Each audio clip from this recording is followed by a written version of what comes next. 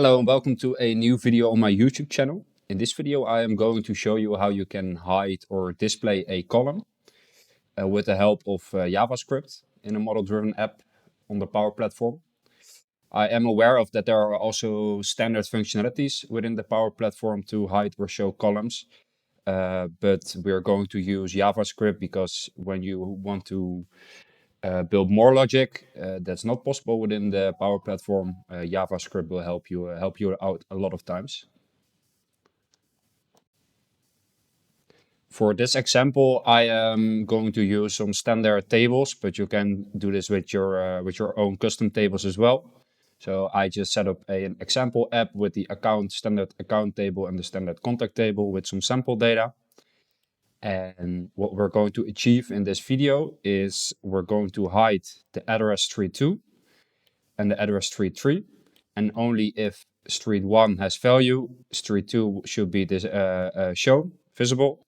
And only if street 2 is has data, street 3 will be visible. But you can apply any logic you want. You can add a yes or no toggle function. And if it's yes, something should be displayed. Or if it's no, it should be hidden. But for this example, we're going to build this logic. To build this logic, you need an application to write the code. And I am going to use Visual Studio Code. You can download this online. I will put the link where you can download this program in the description. And I already wrote an example code where we're going over right now. I will also put the example code in the description if possible. So when you're in Visual Studio Code, but you can also just add use a Notepad or a Notepad+. What you want to do is you want to create a new file and that you want to start building your code. We're going to start with the function. This is the function name that you will be applying in the model-driven app form. And this will give you the opportunity to determine where you want to use which function. And we're going to name this function toggle address line 3. And it will be working on the execution context. So that will be the form where we're using it. So it will use it on this table. Also, the green lines, they are just for comments. So the next thing that we're going to do is we're going to declare form context. And this is the execution context to get the form context. And you need this on basically every function within a form on the model-driven app, because you want to use this to retract the information from the form. So the next thing that we're going to do is we're going to declare address line 2. So this will be So this will be this one, and to declare this, we're going to need the logical name of this column. So when you go to the Power Platform, and you're going to go to tables, you're going to select the table that you're going to build the code for, and then you have all of the columns. And for example, if we're going to look for our column, then you have the display name. This is what you see in the form of the application, but you also have the logical name. So for example, if we're going to click on address line 1, street 2, advanced option, you can here find the logical name. And this is the logical name that you're going to need for your code, for your JavaScript. So this is the one that we're going to use. And with this, we're going to extract the attribute, so the column, and then the value of this attribute of address 1, line 2. So now that we've declared address line 2, we want to make a function that hides or shows the one from line 3. So we're going to add an if function, and if address line 2, this will mean does it have value, because this is what we've declared right here. And if it has value, then it should make address 1, line 3 visible. So then we're going to use the form context to get control, because if you want to hide or show something, you need the control of the column. And then we're going to add the logical name from line 3 and set visible to true. And then we're going to add an else inside of our function. So if this is not the case, if it doesn't have value and it returns null, then it should hide line 3. And then we're going to use the form context to get the control and make the visible false. All right, so now that we've set up our first code, it's time to start testing it in the actual model-driven app. And to do so, we are going to have to save this file. You can just save it wherever you want on your computer, just so you can retrieve it easily when we're going to edit inside of the model-driven app. I already saved this, and the name is accountexample.javascript. And so now we're going to head to the model-driven application. All right, so to add our JavaScript to our app, we're going to need to go to the form that we want to use it on. So when we take a look at our app, for example, for this example, we're in the account form of the account table.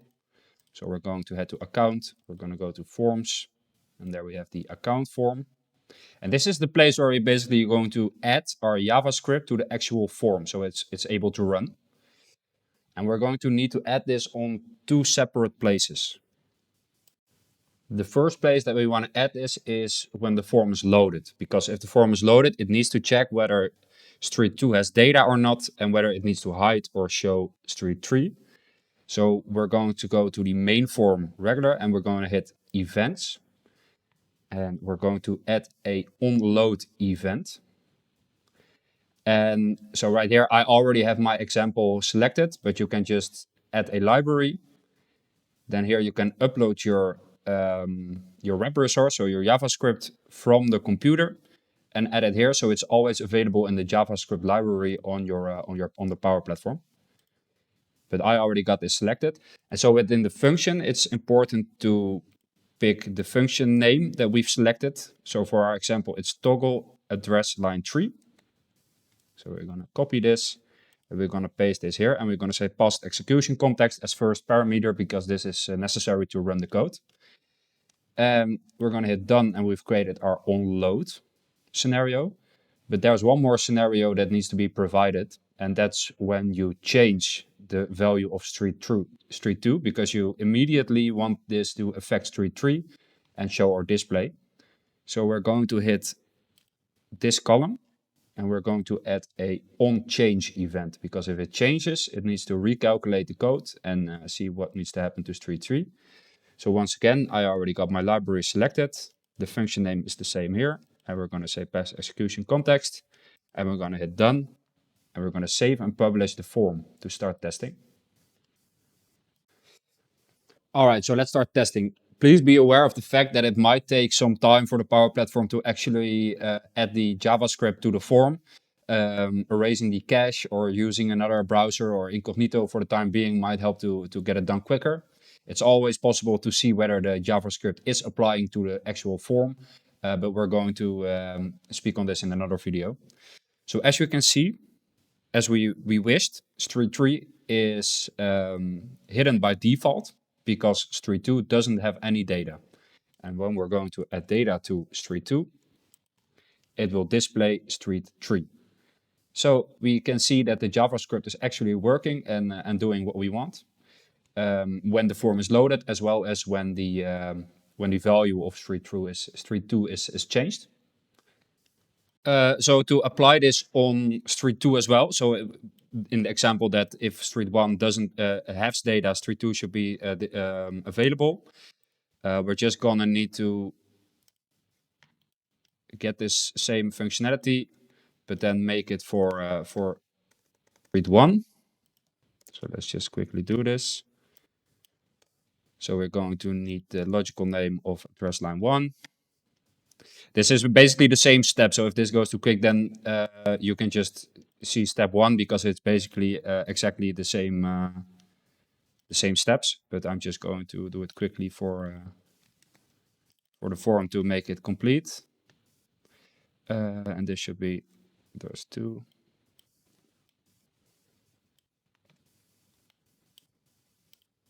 So this is basically the same function that we built for hiding or showing line 3, but then for line 1 based on whether line 1 has value. So we're going to save this and add this to our onChange event for address line 1 and see if this works as well. So when you're making changes to your JavaScript, it's always important to import the latest versions, because this is just a copy of our old version, and now we have made changes, so we're going to need to change this. There are easier ways to upload JavaScripts or to make changes directly on the Power Platform, but that's also something that we can discuss in another video. This is just purely for the basics. So we're going to just choose the file again and then upload it right here. So I've added the function to address line 1 as well. And now it's time to start testing our added functionality. All right, so after some refreshing, all that's left is street 2, just as we wanted it to be. And to start testing, we're going to add some example data in street 1, and there we have street 2. We're going to add some example data in street 2, and hey, there we got street 3. So this is exactly how we'd like it to work. Thanks guys for watching, and if you have any questions, please feel free to reach out, and I'll see you in the next video.